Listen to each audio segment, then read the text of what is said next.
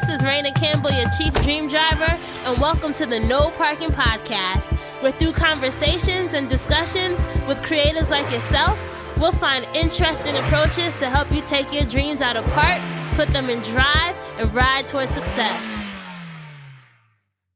Hey, Dream Drivers. Thank you for tuning in to episode 85 of the Dreams and Drive podcast. And today you are going to be hearing from Liane Membis, who is the founder and editorial director of BAUCE Magazine, which is a lifestyle site for self-made women of color. And on this episode, we're going to be talking all about how to launch your own online platform and get funding. And the funding part is going to be crucial. And you're going to hear Liane tell her story about how she was able to work with a small private equity firm. And she gives her tips for how you can get funding as well, if that's the route that you want to take.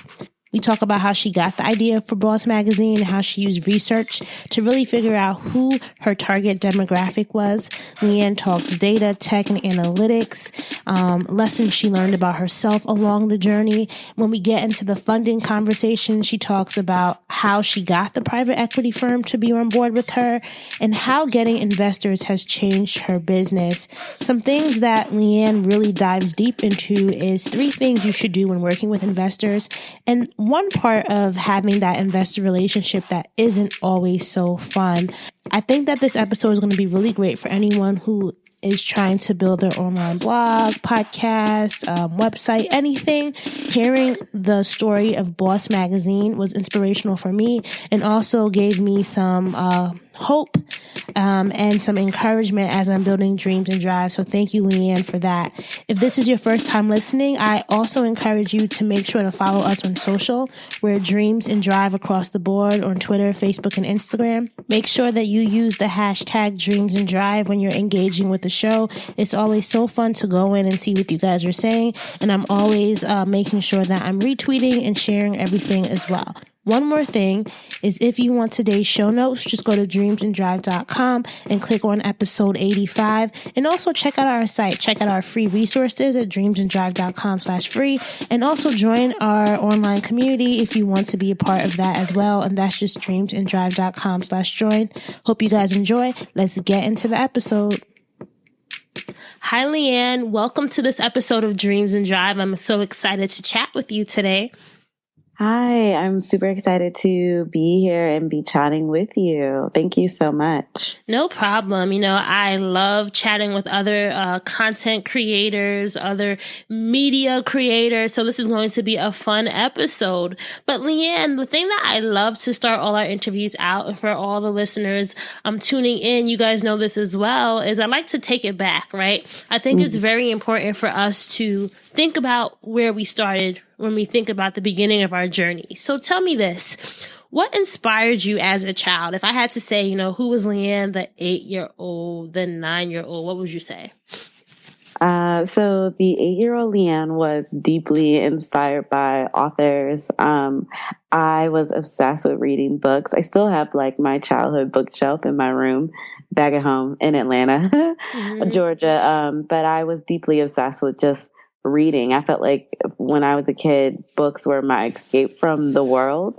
My siblings were really into watching TV and stuff, and I just was really obsessed with reading. So I read everything that was not within my grade level, with chapter books. Like I was reading romance novels. I was reading all kinds of things. Romance novels. I know. I just, I had a very large taste for books at the time. I felt like I was, constantly reading, and I was a fast reader, so I would just grab whatever I could put my hands on. So the young Liane really wanted to be an author. I wanted to write books. That's what I thought I was going to do with my life. So yeah, that's what inspired me as a child was books and the written word. That's such a common theme. I want to say, out of all the guests that we've had on the podcast, 70% have said that books inspired them as a child. And I was also a bookhead. I remember going to the library and maxing out on the amount of books that I could take. And I'd read the books wherever we go. My mom literally would have to take books for me in the supermarket because I would just be reading my book, trying to follow her while she was doing the grocery shopping. So it's definitely that love for learning, right? And that love for being a part of and living different worlds. That was something that really intrigued me back then. Yeah. So what was your childhood dream? Did you have one? My childhood dream, I really just wanted to like create stories that would impact people. And I say that because there were a lot of books that I read as a child that some were just like pure fun. Some didn't really have a meaning to them. It was just like, okay, like a bunch of kids lost in the, a random world or some fictional world.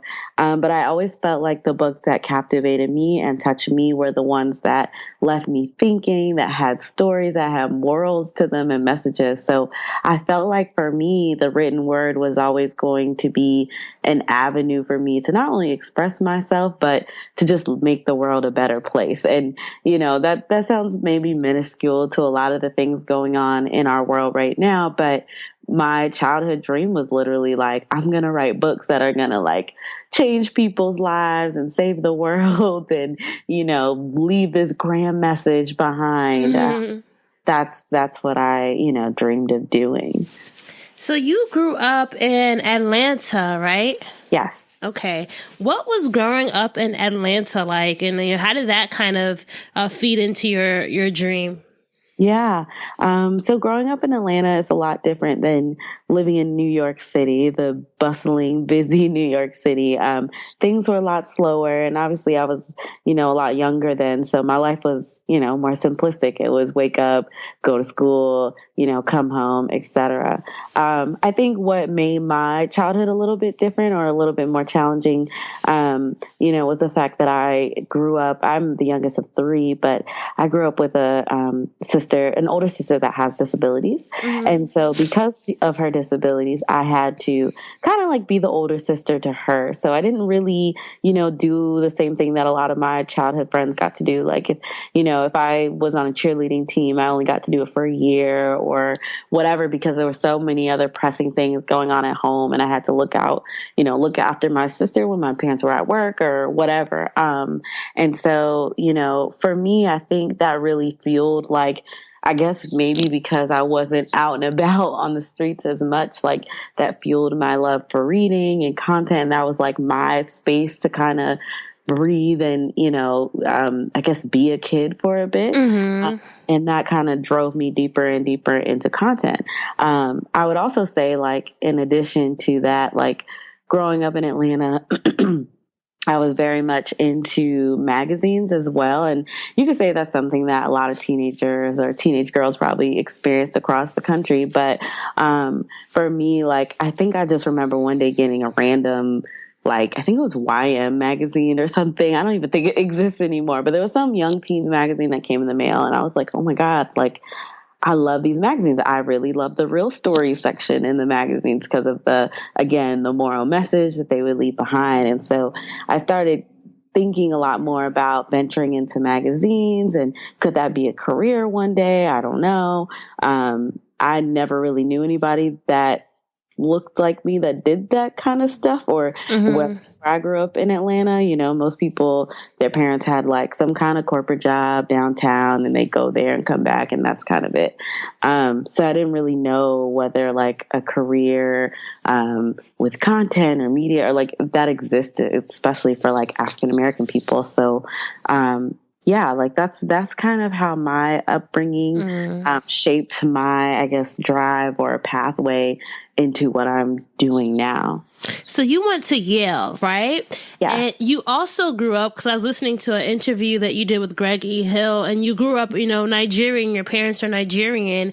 And, I grew up Caribbean. I had friends who were Nigerian. So, having that African Caribbean parent, they have some expectations for you, right? So going into Yale, what was that like? What did your parents think you were supposed to get out of your college experience? Oh my gosh, they're still waiting for that result.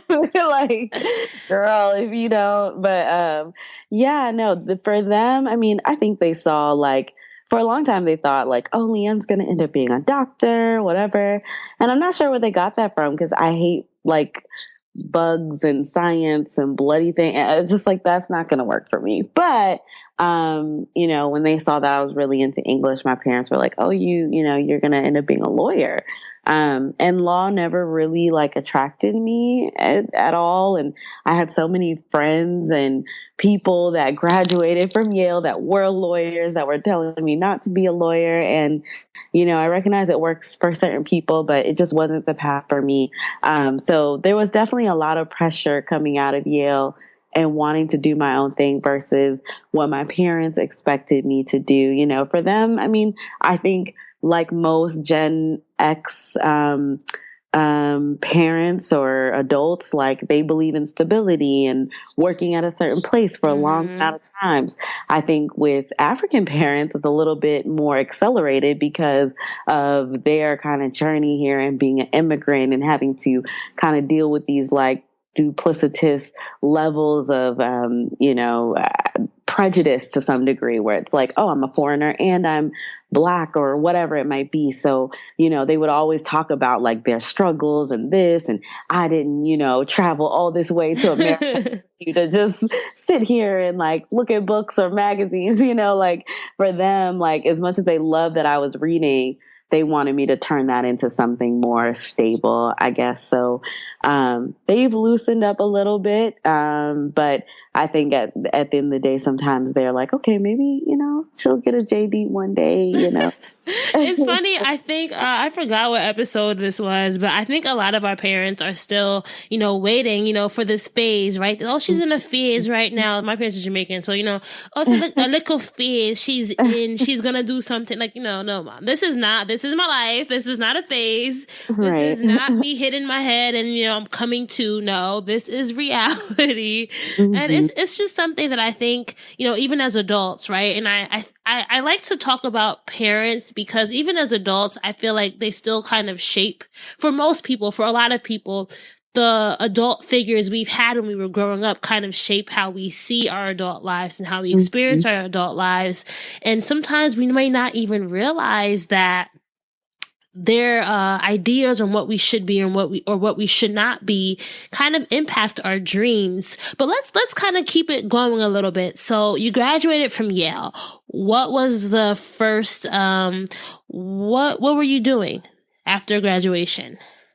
So after graduation, I literally moved to New York. I had like an internship for a little bit, but that didn't really work out.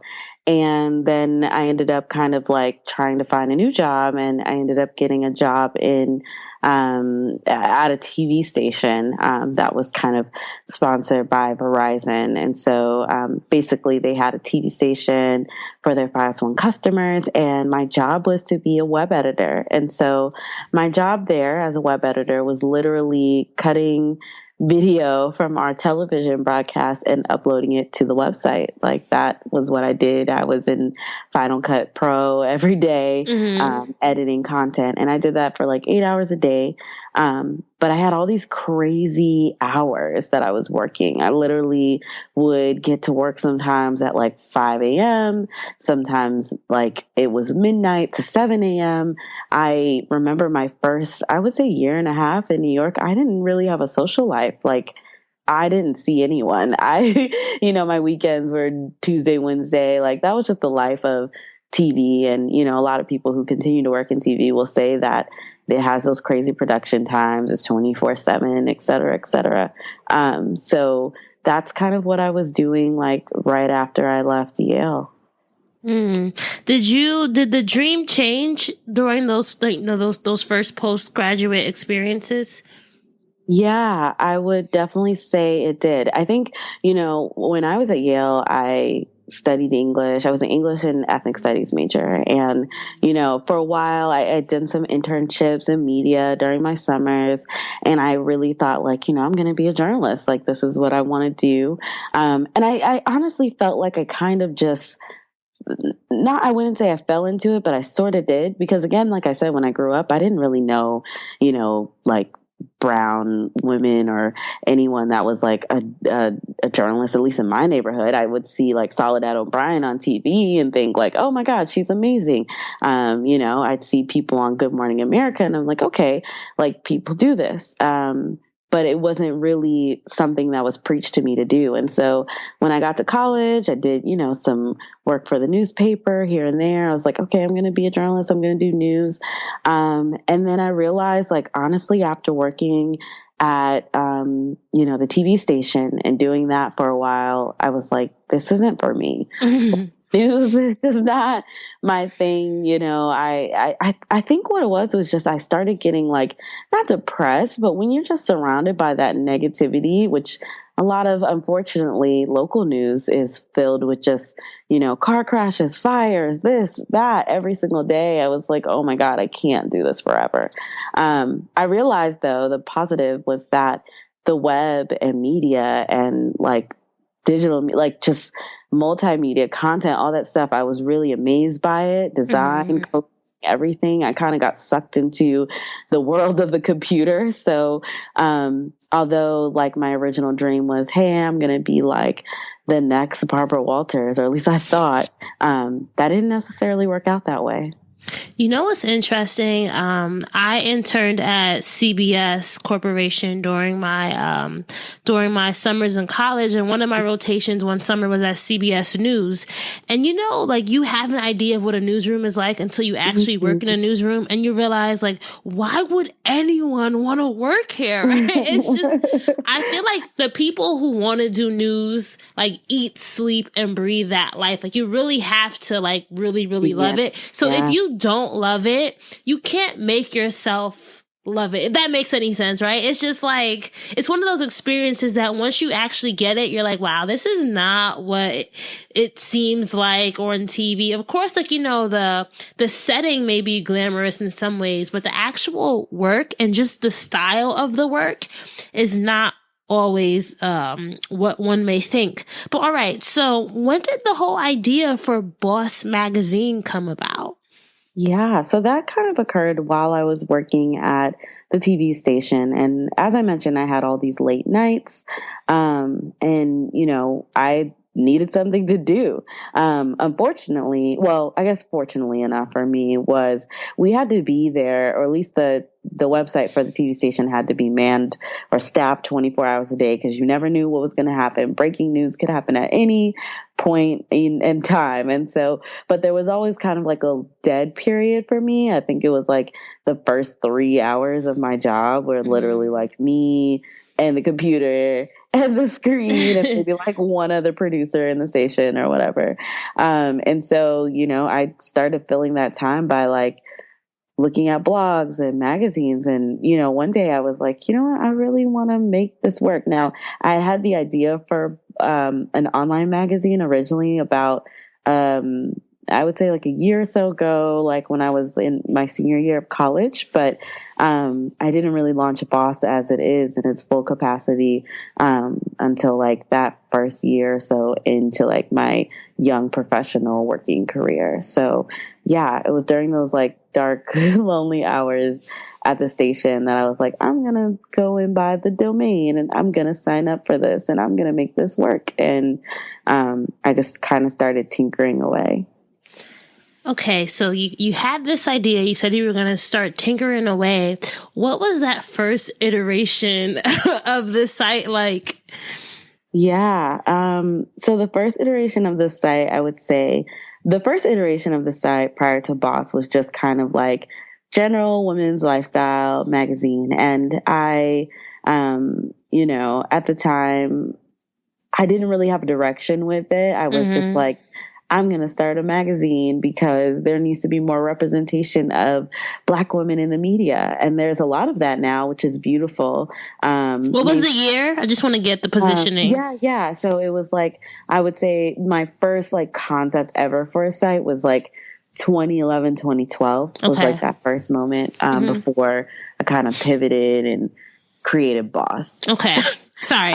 Yeah, no worries. And so, yeah, like that first site was just kind of general. It was a little bit of this, like, I think I was writing about like celebrity stuff or news. Or it was all over the place. I don't even know if I still have some of those posts anywhere, but after a while, I started realizing, like, you know what? I really want to write about what's authentic to me and what's true to me. And, I see all these great, like, beautiful, smart, like, brown girls in New York City hustling, trying to win. Everyone has these dreams and these goals. And at the end of the day, we're all trying to, or at least the people I knew in my circle, were trying to be self-made. We're all trying to make it from nowhere to something, or from the boonies to the penthouse. We're all trying to be on top. And I really wanted to find a way to capture that online. And so that's kind of where the idea for BAUCE came from. And, I was like, it's time to pivot, it's time to change this. I'd already had like an incident where like this lingerie store wanted to kind of sue my site. Wait, why?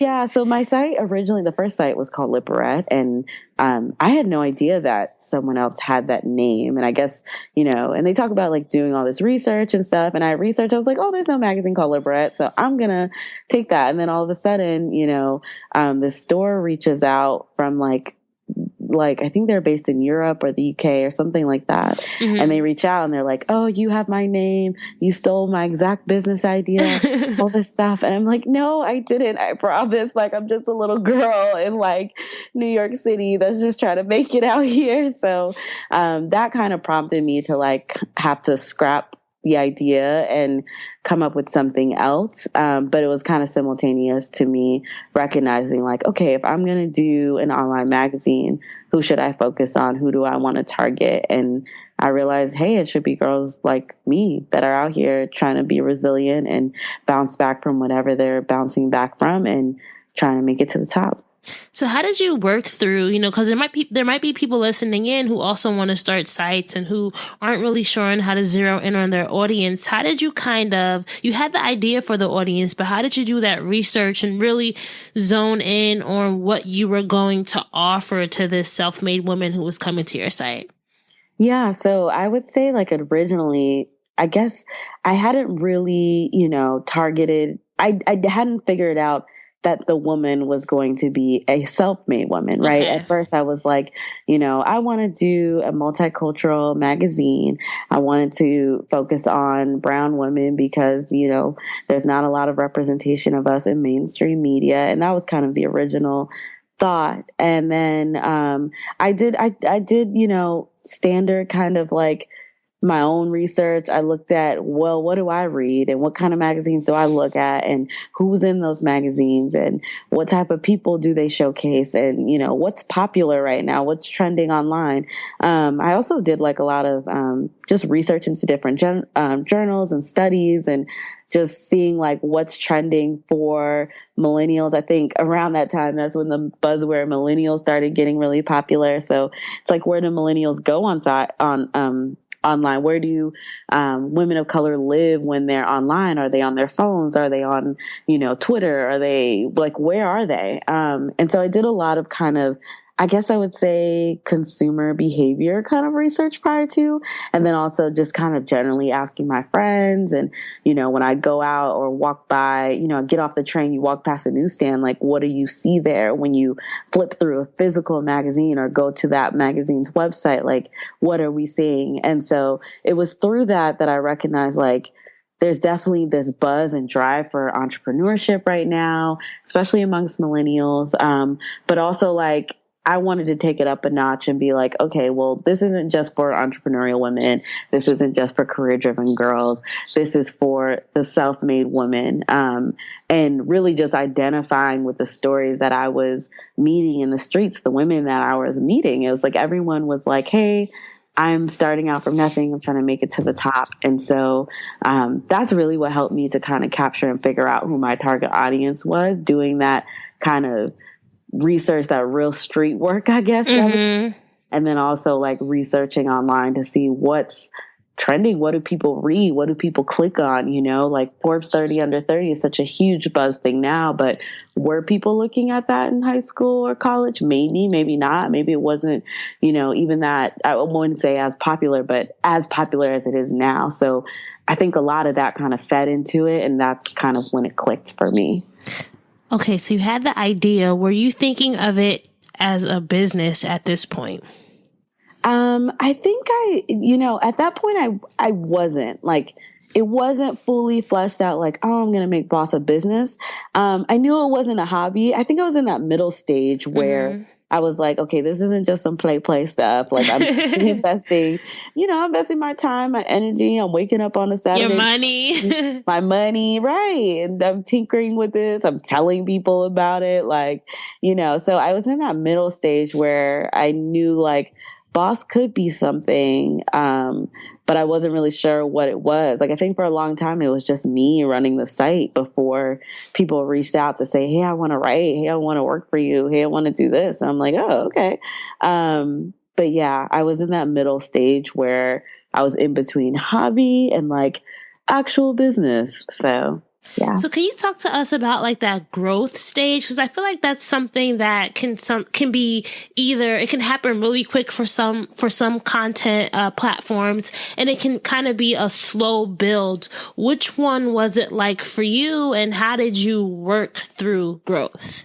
Yeah, so I would definitely say for me it was a slow build, but I also think it's because I was, I've been working while building BAUCE, or I'd say working as to say keeping a full-time job. And so because of that, a lot of my time during the day was strewn somewhere else versus towards my own kind of project and my own type of stuff.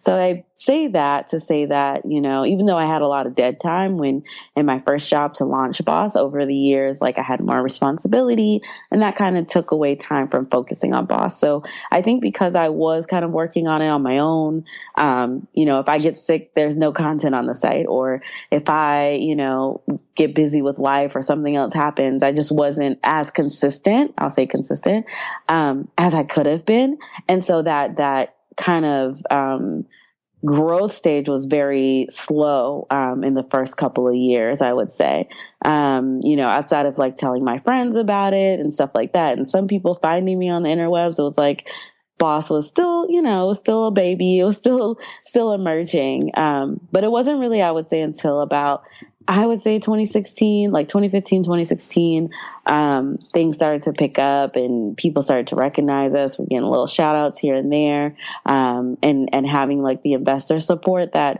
we've really been able to kind of grow and take things to a new level. So before we talk about the investor support, because that's what this podcast, I wanted to focus on, is, you said things started to pick up. Like, what did picking up look like? And maybe talk about it in the sense of how do you know when something's picking up, right? Because sometimes when you're working on something or working in something, you can't really appreciate the growth that's happening. So how did you guys identify that, wow, like BAUCE is taking off? Yeah. For us, I think it was definitely the main kind of metrics to figure that out was, obviously it was like traffic but mostly engagement. Because you could have a high traffic site, you could have like ads that run and people come to your site, but if there's no engagement, then it's like, well, do you have a community here? Are you building something that people want? How do you really know? And so for us, it was like seeing, going from having like 100 views a day to 1,000 to like 2,000 to like 3,000 a day or something like that. That kind of steady growth was a sign that, okay, people are finding us or coming to us. And a lot of that traffic was like new traffic. So we knew it was like these aren't just repeat. We were getting repeat visitors, and seeing that grow was also cool. But, if 80, I wouldn't say 80, but let's say, more so like 70% of your traffic is new each month, then it's like, okay, people are finding us from different ways, different channels. And that's a good thing to see.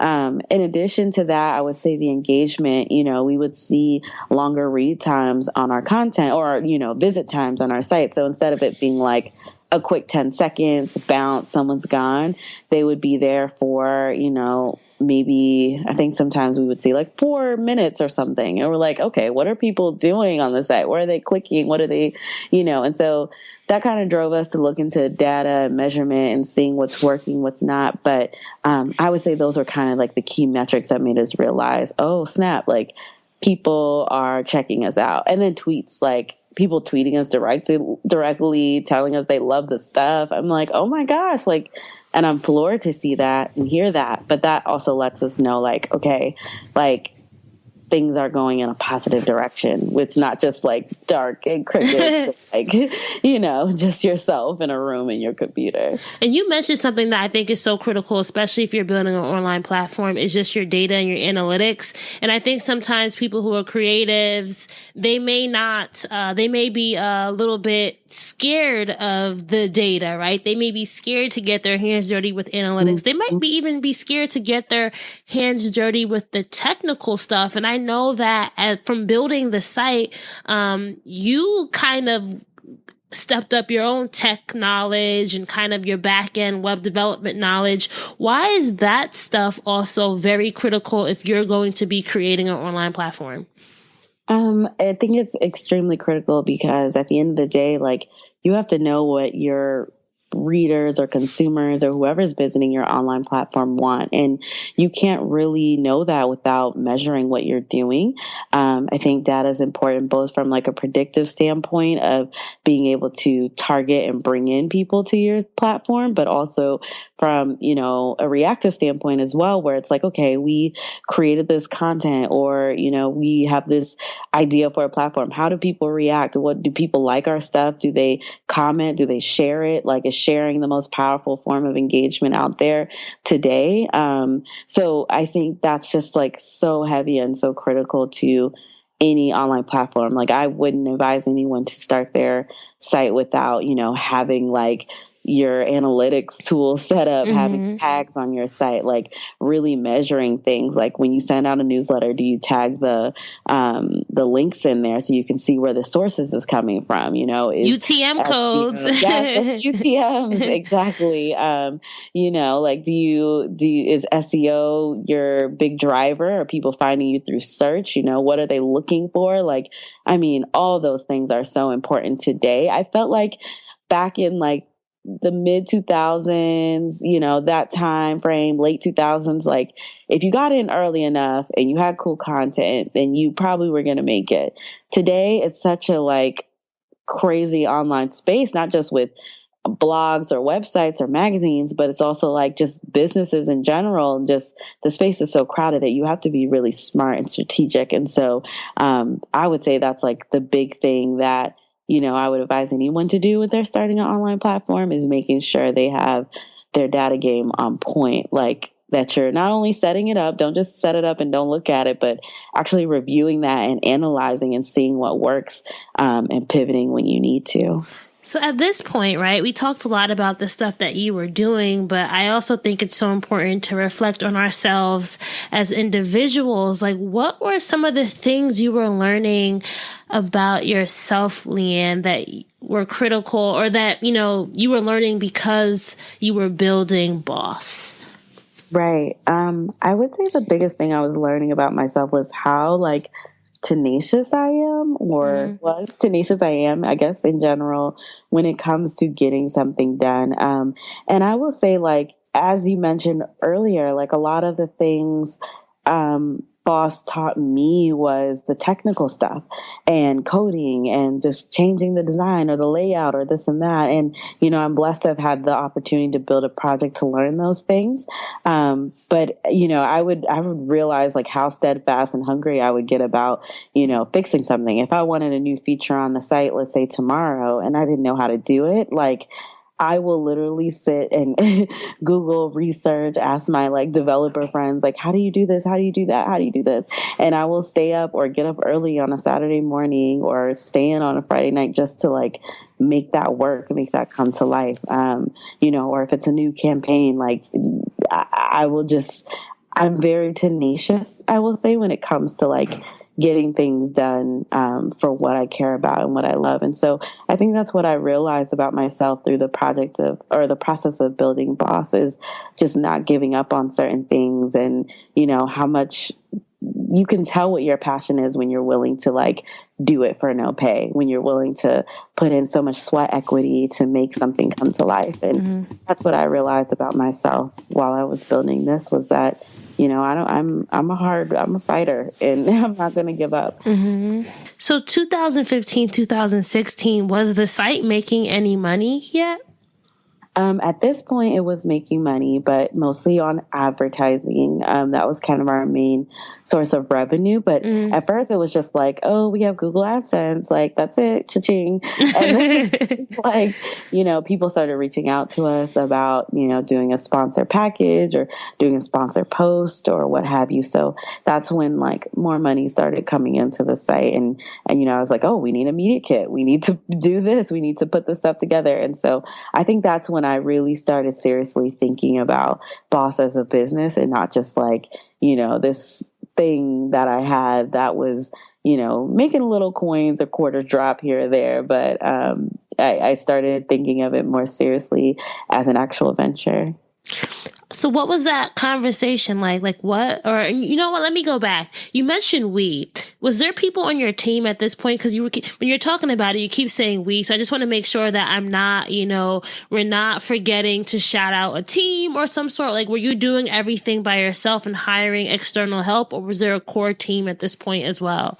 Yeah, so I would say by 2015, end of 2015, there was definitely a slow team building. So I had freelancers contributing. It wasn't like a core team. I think the core team has gotten built out through the series of like 2016, 2017. But when I would say prior to 2015, it was definitely like me doing most of the work. I had like a couple of friends helping here and there. I think I speak about BAUCE in a we now holistically, just because, I do have like a team now and there's more people involved. And so, I think of BAUCE as more of a brand, and I just speak in we so much, but yeah, like that's kind of how the structure of the team grew. And that's, why I keep referencing it like that. Okay. So let's get to the moment, right? The moment that a lot of people who are building brands sometimes face is the idea of needing capital. If you want to take your business to the next level, you have to invest. But if you don't have the funds to invest, it can be a hindrance, right? Walk us through the decision or your thought process for like why you decided, or maybe not even a decision, like what was that whole looking for funding or that funding story like for you? Right. So initially when I started BAUCE, like I had done a couple of I guess competitions, you would say, or pitch competitions. Yeah, I don't know why that word's blanking on me, but pitch competitions. And I didn't win anything. I didn't win any of them, but definitely got some great feedback out of them. One I did when I was in Connecticut, another I did early on when I first moved to New York, and nothing really came out of it, but good connections, good feedback, good areas for growth. But I will say the positive overall was, people loved BAUCE. Like they just loved the site. And when you stare at something for a long time, you're just like, ugh, this isn't good anymore. Like I got to that place where I was like, ugh, this is just like, what am I going to do with this or whatever? And then a few years later, I would say it was actually around November 2015, I got a message on through LinkedIn and on my site, and it was from one of the investors in my company, and they were saying, we're looking to build out this network of sites, and we, really love BAUCE. We'd love to talk to you about it. And I was like, oh my God, like, this is crazy. Is this a spam? Like, what is this? Where is this coming from? And so I reached back out to them, had a lot of conversations back and forth, had to get some lawyers involved, just to make sure, like, this is legit. This isn't, some crazy stuff going down. And everything squared out pretty fine. But I think at that point, I thought about having capital and support prior to it. And a lot of the early feedback I got was like, you need to test this out and really see if this can work on your own. We're not sure if you're at the point yet. And, at that time, like the site was still growing. I didn't have like more than, 20,000 viewers a month or anything like that. So it wasn't as if the site was super big or popping or whatever. But, by the time the investors had reached out, there had been some buzz, and I think they were looking for smaller sites to invest in so that they could grow them and scale them, obviously. And so, after that kind of, I guess I would say stroke of luck, like things really kind of moved in a positive direction. And I decided to begin working with them in 2016. And, their investment, not only from a financial standpoint, but an intellectual standpoint, has been really great in helping me make certain decisions, making me, rethink about what the value of BAUCE is and the worth of our products, and, really just testing. I think that's the biggest thing, is having that cushion to be able to test new ideas and see what would work. That has kind of been the biggest, I guess, positive point out of it all. So, I pretty much just emerged from this place of, I'm going to try these competitions, see what happens. I'm going to apply for things and nothing really working out, to kind of this, angel question, in quotation marks, coming through and being like, hey, we want to support you. We believe in BAUCE. Let's make this work. And so ever since that decision, I've really had to, obviously BAUCE is a business, it's LLC, it's incorporated, all this stuff. And so it's like, all right, I really have to be a real businesswoman now and make this work. And that means, curating reports and data and sending that back to my investors and having weekly calls and all this type of stuff. But it's been really beneficial in helping to see the brand grow. All right. So there's so much here. So how did you, so was this an angel investor? Was a venture capitalist? Do you have to pay the money back? How does that work? How is the investment structure set up? Yep. So they're definitely, angel investors, but they're small, private, I guess you say private equity firm, but, they're angel investors to a degree. So basically they do give you a level of financial investment along with and when I say intellectual capital, it's not only just advising, but also accounting services or legal services, having a lawyer to talk to for free, things like that. They also kind of have a sales team to help kind of drive, future advertising pitches or sales to my site, et cetera. So that's kind of how that is set up and how that works. And, at some point, their goal is really they're investing in these sites to see them scale and grow. I think, but at some point, obviously, it's when you invest, you want to be able to recoup and, get something upon some kind of huge exit or whatever. So that's more so it's more so a long-term goal versus hey, we gave you $10, we need our $10 back. Right. Mm-hmm. It's more so we're investing in you right now to see you grow. If this works, hey, hooray, for everyone. If it doesn't work, it's okay. This is not a sole proprietorship, so I'll be okay. But that's kind of how the structure is set up. So do they own part of the company now? Or I don't know anything when it comes to, well, I shouldn't say anything. I'm not really versed in this as well. So do they own part of the company? So what's in it for them, I guess, at this point? Yeah. So they do have a certain percentage stake into the company. Mm-hmm. And then, based on that, if this collective of sites were to go through a sale or, if someone were to say, hey, we want BAUCE, or hey, BAUCE starts making X amount of dollars a year, they would get a percentage back based on their stake in the company. So they do have a certain ownership in it, but I still run the site day to day. And it feels like that, it's still mine 100%. At the end of the day, they do kind of, because of, their involvement, they do share certain thoughts or visions or ideas that they might have for the growth of the site. But at the end of the day, it's still on me. And so it's I'm still in the driver's seat. It's not necessarily I'm in the driver's seat or I'm in the shotgun and they're driving. It's like I'm still in the driver's seat, like making this baby work. So yeah, that's pretty much how it goes. How has getting an investor changed what you can do with the company? So it has really helped us, like I said earlier, being able to just test ideas out.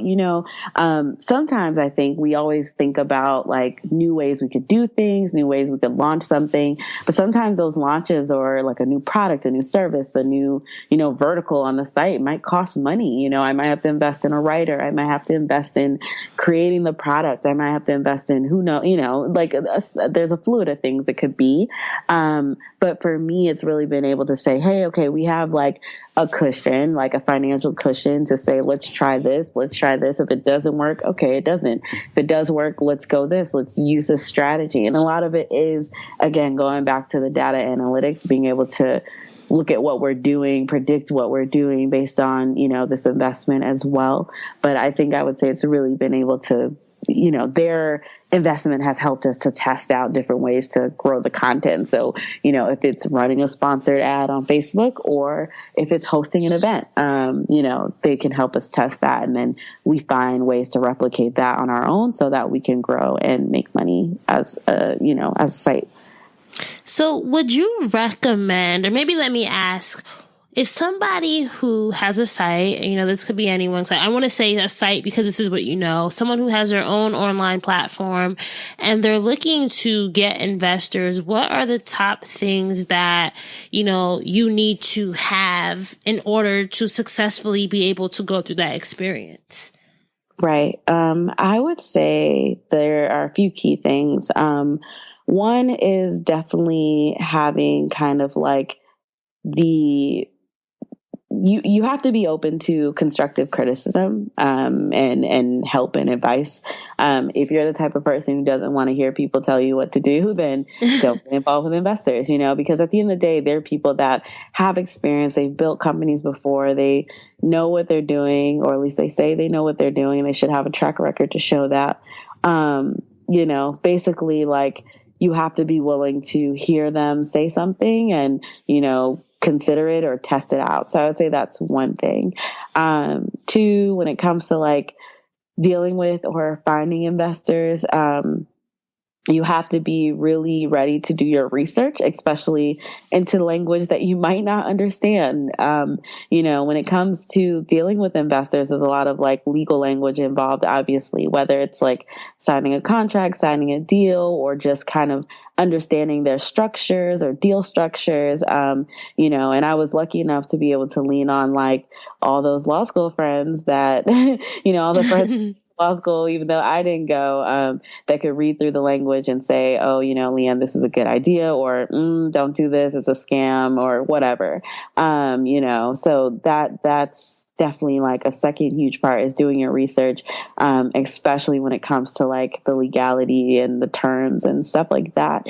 And then thirdly, I would say just one other aspect when it comes to dealing with investors is being very like, even though like you might have this lump sum of change or, this new access to capital or money, still being lean about what you're doing. At the end of the day, I think because I didn't grow up with a lot of money, I'm not the type of person who's going to like blow through anything to me. And so, you have to be smart because at the end of the day, they're going to ask you like, if you want $1 million, what are you going to do with $1 million?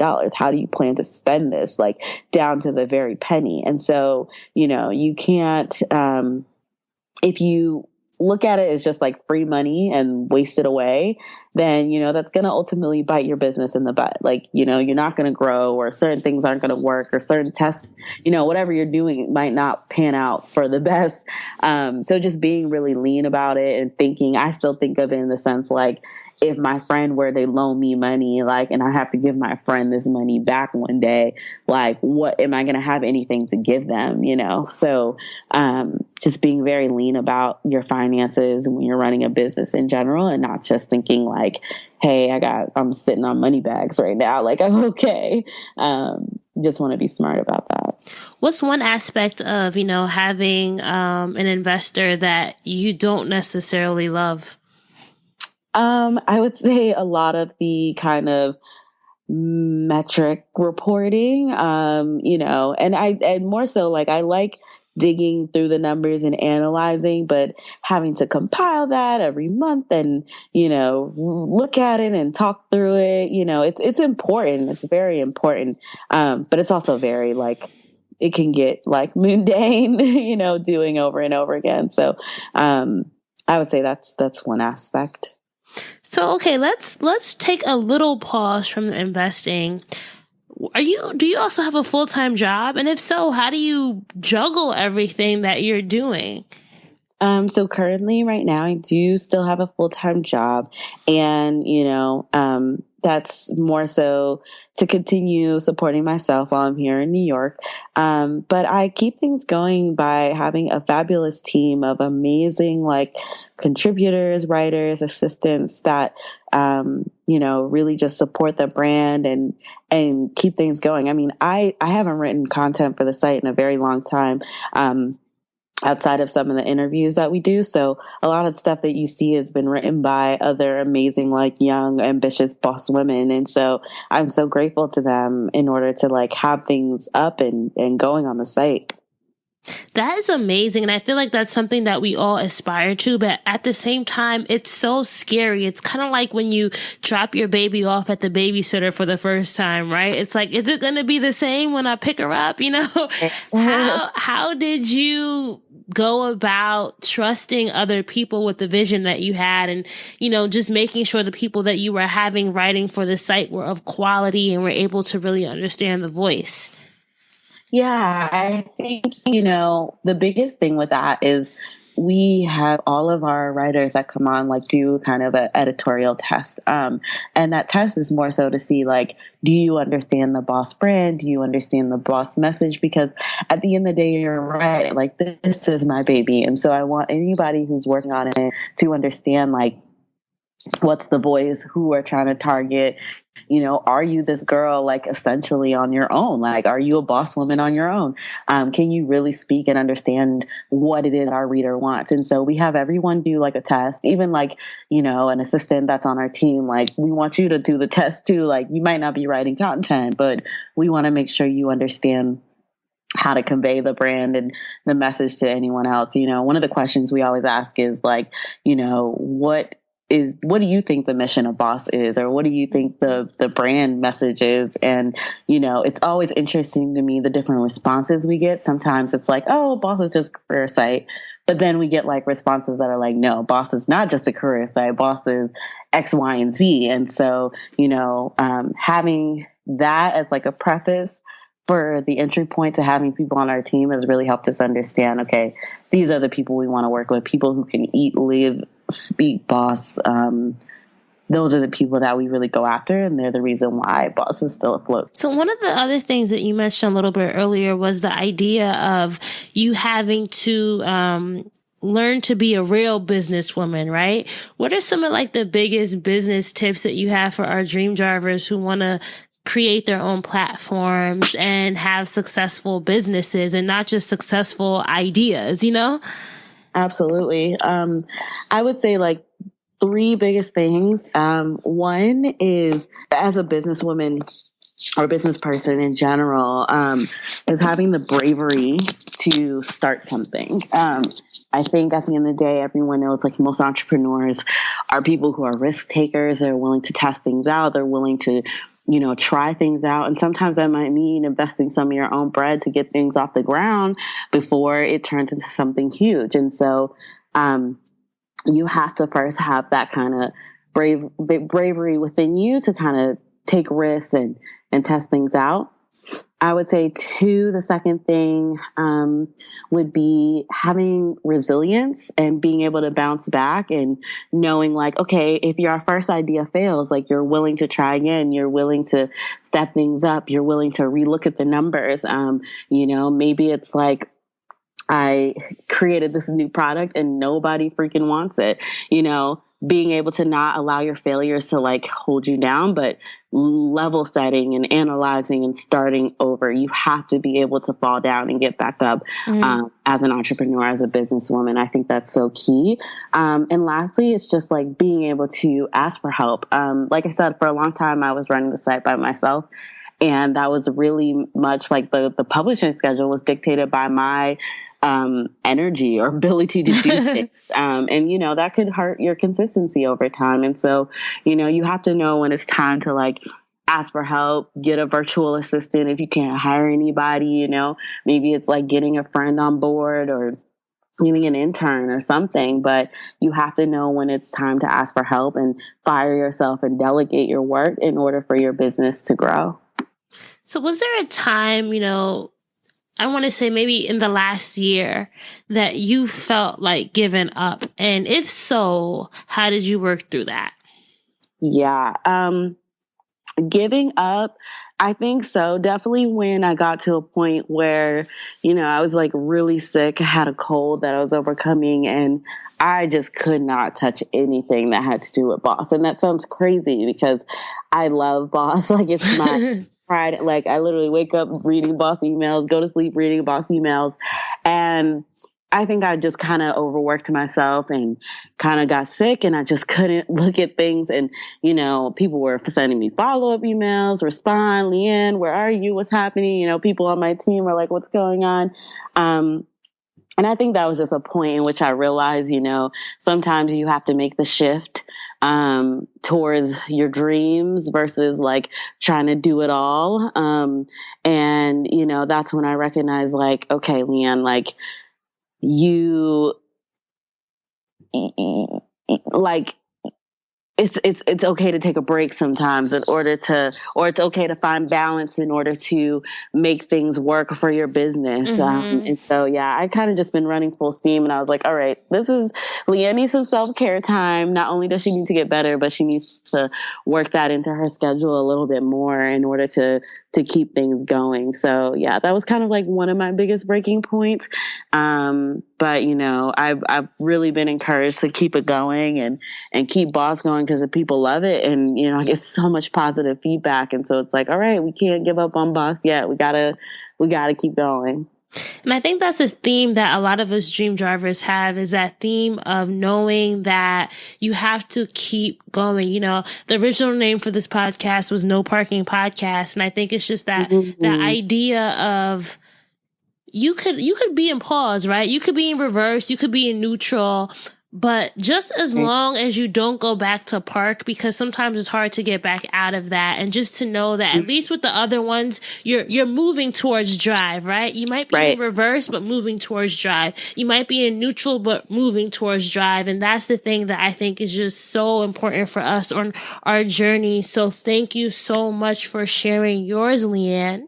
Absolutely. This has been such a pleasure and an honor. I appreciate you. Like, you dig deep with the questions. So I was like, she is going to get We're not done yet, girl. We're not done. We got to go to the lightning round. We got to go to the lightning round. Oh, my gosh. Okay. All right. So I'm going to give you a prompt, and I want you to tell me the first word that comes to mind. And remember, we're going to be sticking with our whole dreams and drive metaphor. Okay? Okay. So the first word is park.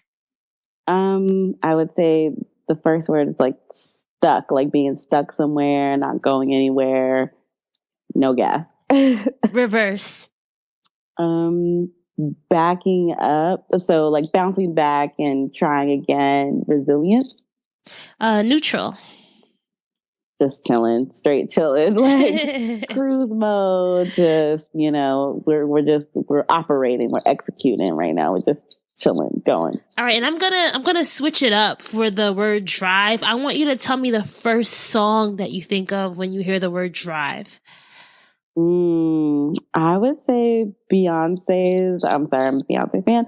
Beyonce's "Shining," that new song she has with DJ Khaled. Yes, I don't know what it is, but I just think of like, you know, we're going. It's like nothing can stop you. Like, yes, all that energy. And that song, goes. That song has like a laid back, cocky confidence, right? Like she's not singing too hard. They're just like jamming. Like she's not trying too hard, but you know she's still the shit. You know, it's like, okay, yeah, I'm shining. Exactly. So you get it. And if you want to be a dream driver, you have to have your keys to success. So tell me 3 things, Liane, that you think every dream driver needs in their toolkit before they hit the road. I would say you definitely need one thing I would say is like a notepad or notes. I'm the type of person who's always jotting down ideas when I go somewhere. So whether it's like a physical notepad or like Evernote or Google Drive, whatever it is, Google Docs, sorry. Always have notes on you. I feel like every entrepreneur, like just have some place to jot down your ideas. Yeah. To have some place to jot your ideas down and capture them. That's number 1. Number 2 is, and I'm not sure how many of your listeners are spiritual or not, but I would just say, having time in your toolbox to just kind of reflect or, pray or whatever it is that you need to do to keep your spirit flowing, whether it's meditation, just having that balanced time to like, pep yourself up when you're feeling down or you're feeling like you're stuck or someone's stolen your business idea, whatever it is, having that I think is a definite number 2 that you should keep in your toolbox. And then lastly, I would say, is having like, I'm going to go back to something I mentioned earlier, but the measurement and the data and the analytics tools, extremely key for growing a business, especially an online business today. And your data and metrics might not be that complicated or need to be that complicated, but having that in your toolbox, before you go is going to be clearly like essential to helping you learn and grow along the way.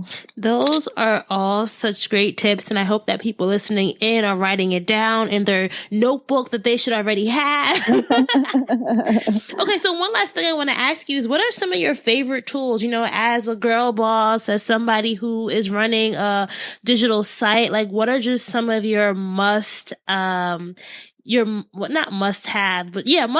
like things that you can't live without? I would say for me, like one is having some kind of news aggregator. I always like to, like I said, I'm a heavy reader, so I like to read stuff. I like to know what's going on, but also just knowing what's going on in your industry and your space is really important. And so, I get like the TechCrunch emails every day. I think it's at like 12 o'clock in the afternoon, but I also like to use Feedly or Flipboard to kind of aggregate information and read what's going on. So I think, being really well caught up in your industry and having some kind of news aggregator is a really great tool. And then also like the power of the mailing list today is so important. And so having a really great like mail tool, email list, growth tools, like those are extremely, extremely important. I, personally, I'm a big fan of like MailChimp, SendGrid.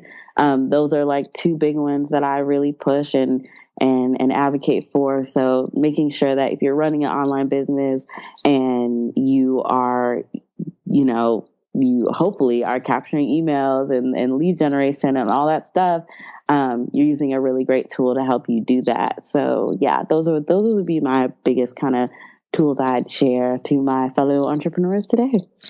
Thank you, Liane. Now we are finally done. Now we can do the sign off. I want to say thank you so much. And can you tell our dream drivers where they can find you and the BAUCE Mag online?